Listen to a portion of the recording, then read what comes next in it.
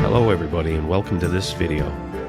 This is part one of a bunch of videos that I'm going to be putting up over the next couple of weeks or so. It's all footage from a trip that myself and my good buddy Larry Smith made to the island on April the 8th. I want to send out a special thank you to Mr. Dan Squires, as you will see in the videos here. He came with myself and Larry, and we went around the island and we had a great afternoon. So, as I mentioned, in the upcoming weeks, you will see different videos, all related to April the 8th. And Mr. Squires took myself and Larry around and showed us all the locations of where the original mines were too. And we had an absolute fabulous trip. I want to say a special thank you to Mary at Dix's there on the beach. I want to say a very special thank you to her and all the crew. Again, please enjoy these videos.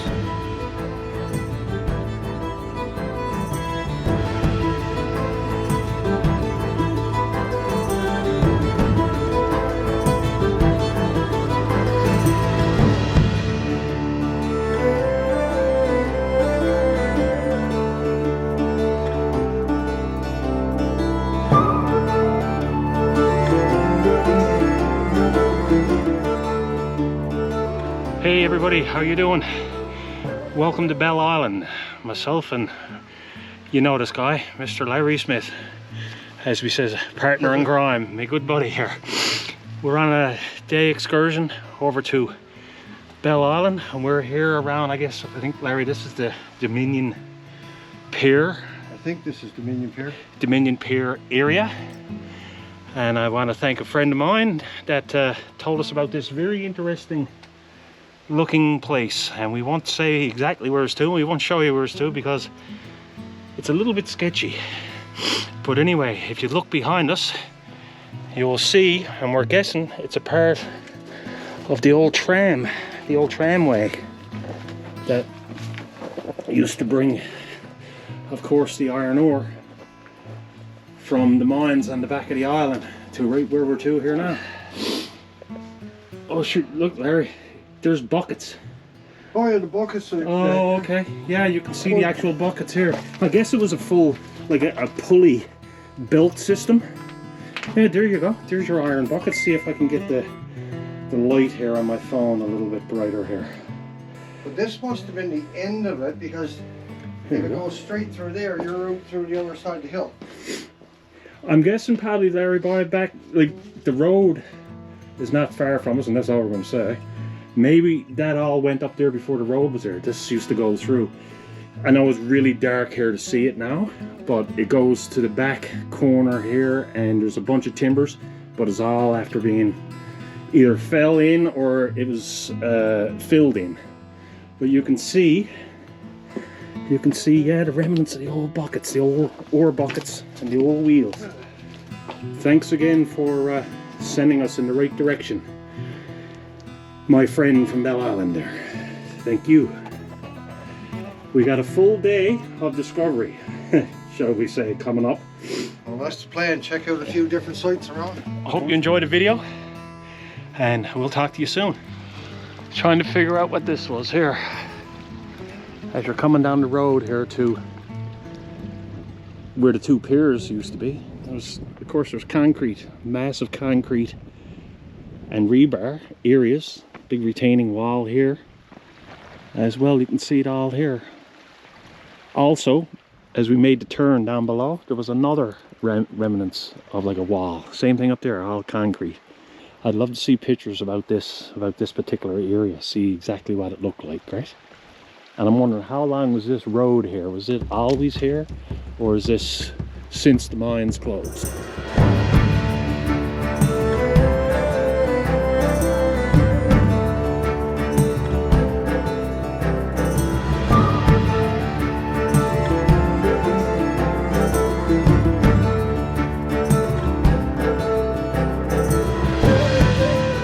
Hello again from Bell Island. I'm back. I got a new friend. This gentleman reached out to me. God love him. I'm going to call you Mr. Dan Squires. I know you're saying don't be calling me Mr. or calling me Sir, because that's what my father's name was. He was Sir. But anyway, give a little bit of a background, your history of Bell Island and all your years that you lived here. You're going to come with us. Myself, my good buddy Larry Smith is here with us. You're going to take us around the island, and thank you very much for doing that. Well, you're more than welcome. I'm glad to do it. Tell us a little bit of your background, and then talk about a little bit about the area that we're starting at. How about Well, first of all, my background is I grew up here on Bell Island, and I just grew up maybe a few thousand feet away from number 6 mine.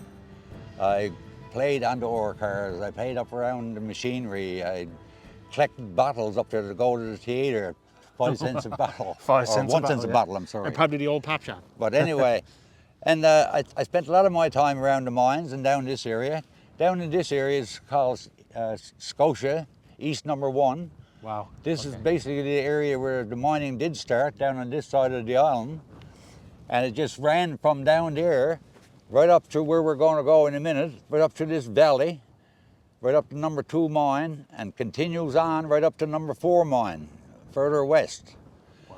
And then on this side of the island behind me, on the north side, at Cliffside, you'll see other iron ore mining, which we will later on show you.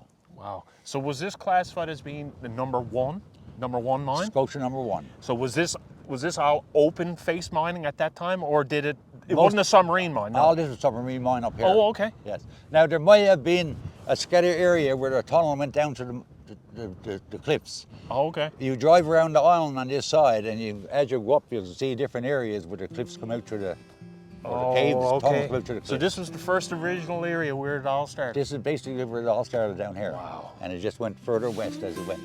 Which we will see. Yes. Yeah, so we're here now, stood at number 2 mine. So where we left from was around where the number 1 mine was. Exactly. The official mine. So we're here now at number 2 mine, which is now the museum, and the mine tour, isn't it? Which started, how many years ago now? About 10, 15 years ago? Around 96. That's when they started, when they put the money into it and got it all up and Well, running. 95 was originally worked on and started, but... So continue on, if that's okay. You continue on talking about when we left down there and you wanted to stop here, and you can see the slag in behind us. Well, not only that, but when I was growing up, like I said, it started down there, but up in this area here, all the mining area was right here. The industry was over here. Dry house was on top of the hill there where they go change their clothes and things like that, wow. right? The payoff was just up on your right, Wow. up here. There was pipelines running right down in front of that little building over here.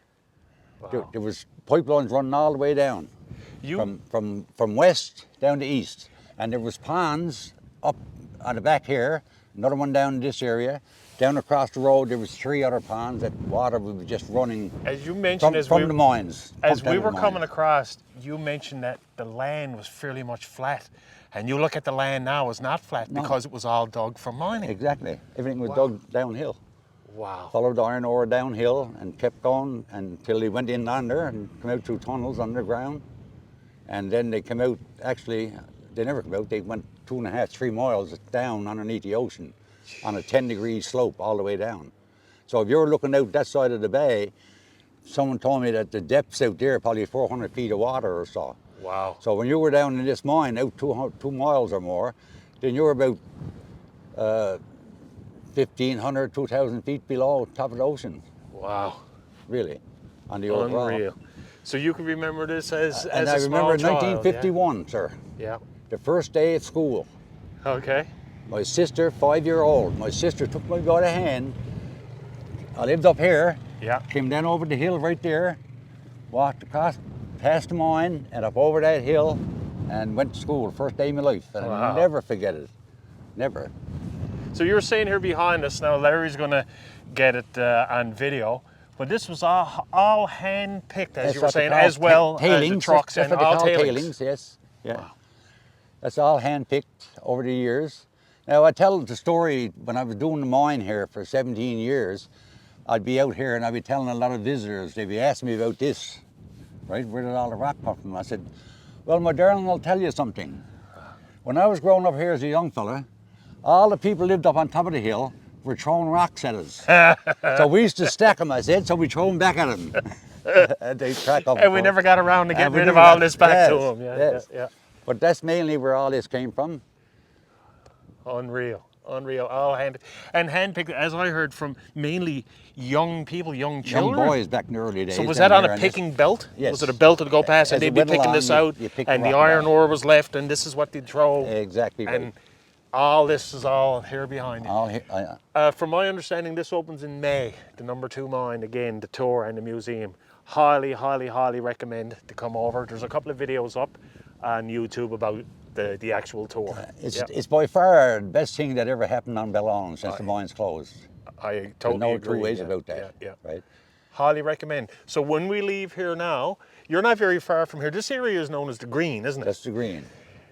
You're not very far from up in this area, where you live, but where's it we're going to go to after we leave here now? We're going to leave here, we're going to go over, and we're going to go up here and have a look around. That big white building up there, that was the first drugstore on Bellon. Well, you'll have to show us that when we go up through. The first one on Bellon. Like this Bellon, like the Green was the town of Bellon. That was the town. Like before Town Square was even thought of. Oh, okay. There was merchants, all the merchants were here on this side of the Don, because that's where the mining was. Of a brave people, good people, good-hearted people, and they have suffered. Bell Island has suffered. Gather round, friends, and I'll tell you a tale. When the red iron ore was in a plenty, now cardboard filled the windows, all men on the benches. Tell you now that the whole island's empty.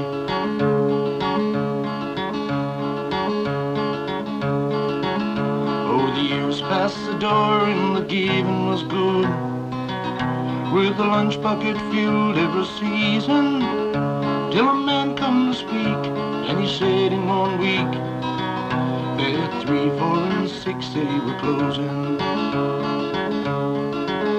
They complained in the West that we're paying too high. They say that your ore ain't worth digging, that it's much cheaper down in the Labrador town, where the ore is just there for the taking. So the mining gates locked and the red iron rotted.